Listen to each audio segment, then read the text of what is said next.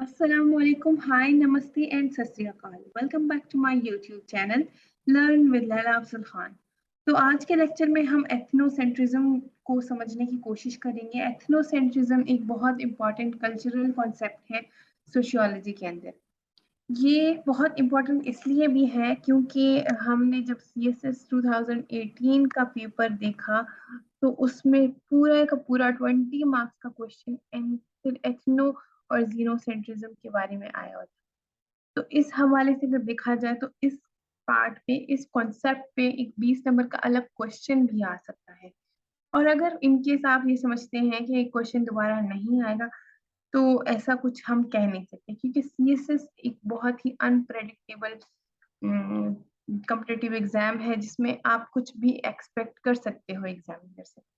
और अगर for example question ना भी आए तो ये टर्म अगर आप लोगों को समझ आ गई, ये कॉन्सेप्ट की समझ आ गई, तो आप ये टर्म आप अपने बाकी क्वेश्चंस में यूज करके एग्जामिनर को ये इंप्रेशन दे सकते हो कि हाँ भाई आपको आता है, आपको सोशियोलॉजी की लैंग्वेज भी पता है और आपको इसके डिफरेंट कॉन्सेप्ट्स का भी पता है। तो चलिए हम आज का लेक्चर स्टार्ट करते हैं और एथनोसेंट्रिज्म की डेफिनेशन देखते हैं और देखते हैं कि ये क्या है। Ethnocentrism was coined by William Graham Sumner in 1906. 1906 में विलियम ग्राहम समनर ने पहली दफा इस वर्ड का एथनोसेंट्रिज्म का इस्तेमाल किया था और एक बिलीव को ये नाम दे दिया था। It is a belief that one's culture is superior as compared to other cultures, often accompanied by the feelings of inferiority and dislike for other cultures. ये इस बिलीव का नाम है कि मेरा जो अपना कल्चर है वो सुपीरियर है, वो सबसे अच्छा है, वो सबसे बेहतर है, जबकि जो बाकी कल्चर्स हैं वो इन्फीरियर हैं और हम उनको पसंद नहीं करते।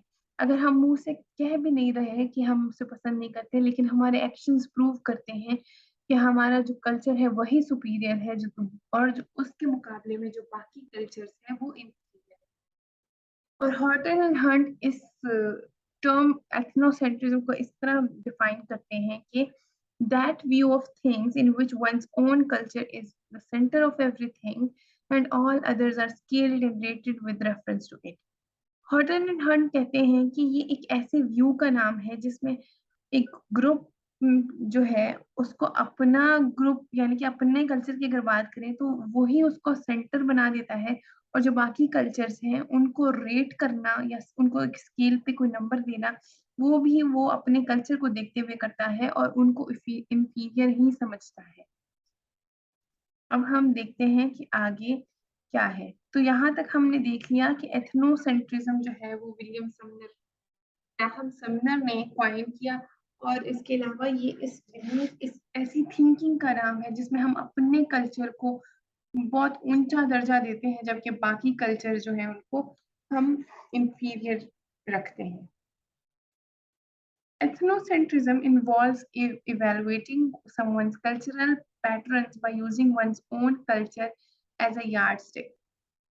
तो इसमें भी हम क्या करते हैं, हम दूसरों का जो कल्चर है उसको जज कैसे करते हैं, ऐसे करते हैं कि हम अपने कल्चर को सुपीरियर रखते हुए दूसरे कल्चर को ऐसे इवेलुएट करते हैं कि वो as compare to our culture their culture is inferior. उसके बाद हम कुछ एग्जाम्पल्स देखते हैं कि क्या एथनोसेंट्रिज्म क्या क्या इसकी एग्जाम्पल्स हो सकती है।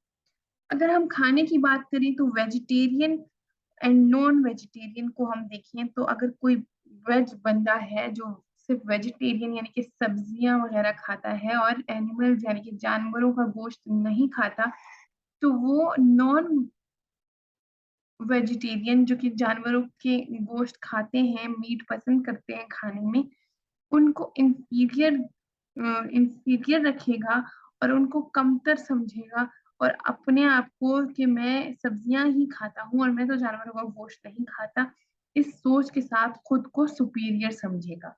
इसी तरह अमेरिकन खुद को सुपर पावर कहते हैं। In fact they are super power, in fact America is a super power. ये जो सुपर पावर वर्ड है ये क्या शो करता है, ये भी एथनोसेंट्रिज्म शो करता है। एथनोसेंट्रिक बिलीफ है ये कि हम जो है सुपर पावर हैं। बाकी जो दुनिया के ममालिक हैं वो अमेरिका के बाद आती हैं। तो वो खुद को सुपीरियर रखते हुए बाकी जो कंट्रीज़ हैं उनको इंफीरियर कह रही हैं। Judging dressing styles of other cultures, ये बहुत इंपॉर्टेंट पॉइंट है। हम एज अ पाकिस्तानी हम पसंद करते हैं शलवार कमीज, और अगर हम देखें कि किसी और कंट्री का जो ड्रेसिंग स्टाइल है तो उससे ज्यादा हम अपने जो ड्रेसिंग स्टाइल को अगर पसंद करें तो ये एथनोसेंट्रिक बिलीव होगा और एथनोसेंट्रिज्म शो होगा हमारे बिलीव से। इसके बाद है judging religion rituals of other cultures. इसी तरह जो अदर जो बाकी रिलीजन के वो हैं रिचुअल्स हैं उनको भी इंफीरियर समझते हैं, क्रिटिसाइज करते हैं। तो इस इन एग्जाम्पल से हमने ये सोच समझा कि जो एथनोसेंट्रिज्म है वो ये है कि अपने कल्चर को और अपने आप को और अपनी किसी चीज को बहुत खास और सुपीरियर समझना, जबकि उसके मुकाबले में हम बाकी कल्चर की उसी सेम चीज या फिर सेम किसी चीज स्टाइल, ड्रेसिंग स्टाइल हो गया या फिर खाने पीने का स्टाइल हो गया, उसको हम इंफीरियर कहते हैं और समझते हैं और उसको क्रिटिसाइज करते हैं। इसके बाद हम देखेंगे कि एथनोसेंट्रिज्म के क्या बेनिफिट्स हैं। एथनोसेंट्रिक बिलीफ हमें समझ आ गया कि ये अपने मुल्क से बेतहाशा मोहब्बत और अपने कल्चर से बेतहाशा मोहब्बत को कहते हैं। तो इससे क्या होता है, प्रोमोट्स इन ग्रुप सॉलिडेरिटी। इस बात का क्या मतलब हुआ कि एक ग्रुप के लोग जो है ये आपस में एक दूसरे की खुशी में शरीक होंगे, एक दूसरे के दुख में शरीक होंगे, एक दूसरे से बहुत मोहब्बत करेंगे। अगर एक शख्स को दूसरे की जरूरत होगी तो जब वो देखेगा कि ये मेरे कल्चर का बंदा है तो वो उठ के खड़ा हो जाएगा और उसकी मदद करने लग जाएगा। क्यों? क्योंकि उसको अपने कल्चर से मोहब्बत है, उसके दिल में एथनोसेंट्रिज्म है। तो ये एथनोसेंट्रिक बिलीफ का फायदा क्या हुआ कि इससे इन ग्रुप सॉलिडेरिटी यानी कि एक कल्चर के अंदर के जो लोग हैं उनके आपस में जो सॉलिडेरिटी है, मोहब्बत है, एक दूसरे से प्यार है, ये बढ़ाता है। दूसरा इसका बेनिफिट है पेट्रोटिज्म। अब ये भी एक इम्पॉर्टेंट चीज है कि अपने मुल्क से मोहब्बत, कि ये मेरा मुल्क है, मुझे इस मुल्क की मिट्टी से मोहब्बत है।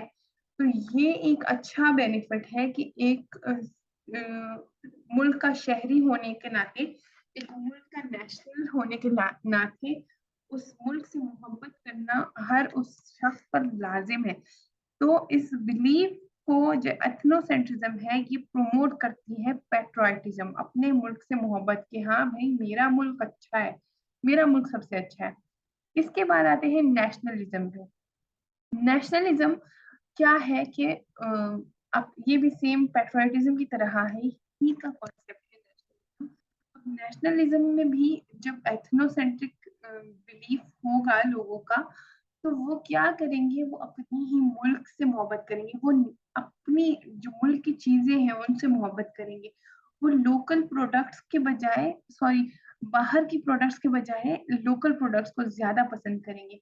उनको वो ब्रांड कॉन्शियस भी नहीं होंगे।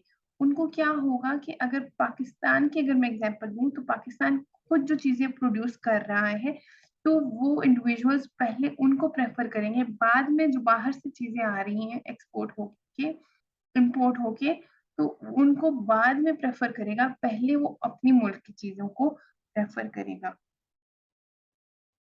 ये थी हमने पहले पढ़ा कि पॉजिटिव क्या इनके इसके फायदे हैं एथनोसेंट्रिज्म के। अब हम पढ़ेंगे नेगेटिव इफेक्ट्स ऑफ एथनोसेंट्रिज्म।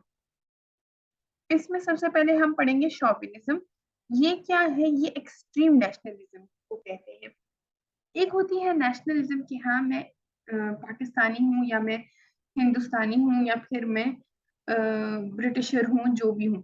लेकिन एक होती है एक्सट्रीम नेशनलिज्म कि मेरा मुल्क और मेरा मुल्क ही सबसे अच्छा और हम ही सबसे अच्छे, और इस चक्कर में बाकियों को हर वक्त क्रिटिसाइज करते रहना, इसको कहते हैं शोविनिज्म। उसके बाद है रेसिज्म, जो नेगेटिव इफेक्ट है, एक बहुत बड़ा इफेक्ट है ये एथनोसेंट्रिज्म का, कि इस एथनोसेंट्रिज्म रेसिज्म को प्रमोट करता है। इसके बाद जेंडर प्रेजुडिस। ये क्यों होता है? क्योंकि अगर एक जेंडर खुद को सुपीरियर समझने लगेगा तो दूसरा जेंडर है वो उसको क्रिटिसाइज करने लग जाएगा। तो इससे क्या होगा, फॉर एग्जांपल अगर मेल्स हैं खुद को डोमिनेटिंग समझते हैं, खुद को सुपीरियर समझते हैं, इस इस बिलीफ के साथ कि वो डोमिनेटिंग है और वो ही सुपीरियर है, तो वो क्रिटिसाइज करते हैं दूसरे उनके ऑपोजिट यानी कि फीमेल जेंडर को। तो इससे एथनोसेंट्रिज्म से क्या होता है, जेंडर प्रेजुडिस बढ़ता है। इसके अलावा नैरो माइंडेड पीपल जो होते हैं वो बढ़ते हैं। अगर एक कल्चर में बहुत ज्यादा एथनोसेंट्रिज्म है, वो सिर्फ अपने कल्चर को पसंद कर रहे हैं, वो सिर्फ अपने खाने पीने की चीजों को पसंद कर रहे हैं, वो सिर्फ अपनी बिलीव जो उनकी शुरू से आबाओ अजदाद से वो लोग जो चीजें सीखते आ रहे हैं, अपने कल्चरल वैल्यूज और नॉर्म्स वगैरह, अगर वो सिर्फ उन्हीं को सुपीरियर समझ रहे हैं, तो वो दूसरे जो कल्चर हैं उनको सुनना भी नहीं पसंद करेंगे कि उनके क्या रूल्स हैं, उनकी क्या वैल्यूज हैं, उनकी क्या खास चीजें हैं, उनकी क्या करेक्टरिस्टिक्स हैं। इस तरह ये लोग जो